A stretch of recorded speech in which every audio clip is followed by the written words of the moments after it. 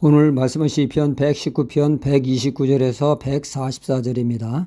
흰 개와 검은 개가 있습니다. 덩치는 비슷합니다. 큰 차이가 없죠. 그럼 이 개 중에 싸우면 누가 이길까요? 답은 어느 개에게 많은 사료를 주느냐에 달려있죠. 흰 개에게 사료를 원 없이 먹게 하고 검은 개를 쫄쫄 굶기면 에너지가 넘치는 흰 개가 이길 수밖에 없습니다. 반면에 이와는 반대로 검은 개에게 개사료를 마음껏 먹게 하고 흰 개를 굶기면 흰 개는 싸울 힘조차 없을 뿐더러 일어날 기력조차 힘을 붙이게 되어집니다. 사람의 마음은 마치 흰 개와 검은 개와 같이 두 마음이 존재합니다. 하나님의 뜻대로 거룩하게 살고자 하는 흰 마음이 있는가 하면 죄가 가져다주는 찰나의 쾌락을 즐기려는 검은 마음도 존재합니다. 예수를 믿는다고 검은 마음이 사라진 것은 아니죠. 여전히 검은 마음이 역사하기에 믿는 이의 마음에는 늘 갈등이 존재할 수밖에 없습니다. 이에 사도 바울은 로마서 7장에 이렇게 탄식하고 있죠. 내가 원하는 바는 선을 하지 아니하고 도리어 원치 않는 바 악을 행하는도다. 오호라 나는 곤고한 사람이로다. 이 사망의 몸에서 누가 나를 건져내라. 그렇습니다. 우리의 마음에는 하나님의 뜻대로 살고자 하는 마음이 있는가 하면 죄악을 나도 모르게 추구하는 마음이 있어 미묘한 갈등이 있을 수밖에 없다는 얘기죠. 어저께까지 선한 마음이 주도하던 사람이 어느덧 검은 마음이 주도하면 지킬 박사 하이드 짝이 납니다. 전혀 다른 사람으로 돌변하게 되죠.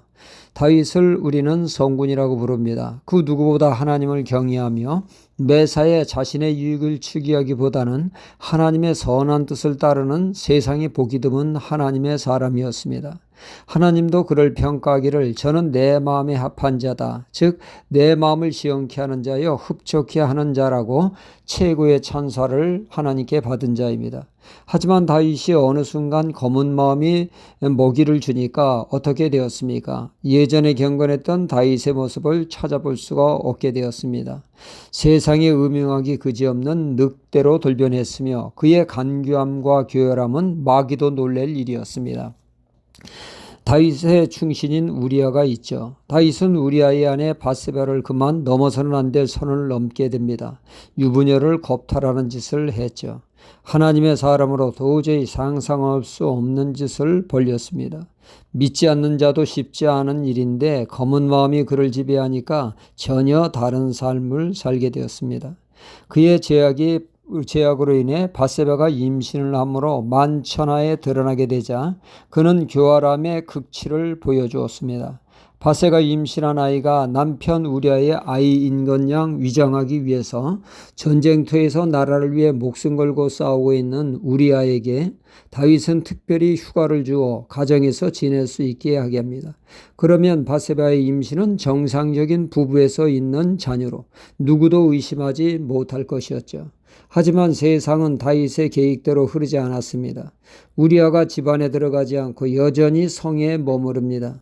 다윗은 자신의 계획대로 되지 않자 우리아를 불러 코가 삐뚤어지게 술을 먹게 하고 집에 가도록 했죠. 그러나 그는 대치하여 인사불성이 되어서도 집에는 들어가지 않았습니다. 내 전우들이 전쟁돼서 생사를 오가는데 나만 혼자 집에서 편안히 쉴 수 있느냐고 말이죠. 세상에 이런 충신이 또 있습니까?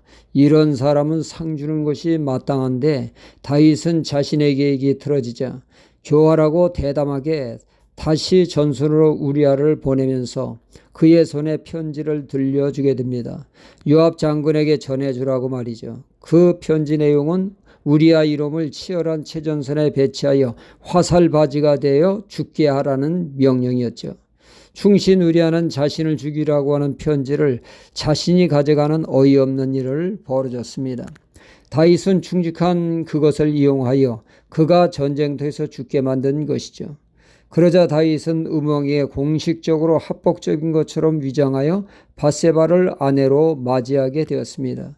세상에 이런 악한 자가 또 있습니까? 간음죄의 가장 파괴의 살인까지 저질렀습니다. 과연 이 사람이 진정한 다윗의 모습이었습니까? 그는 결코 그런 사람이 아니었습니다.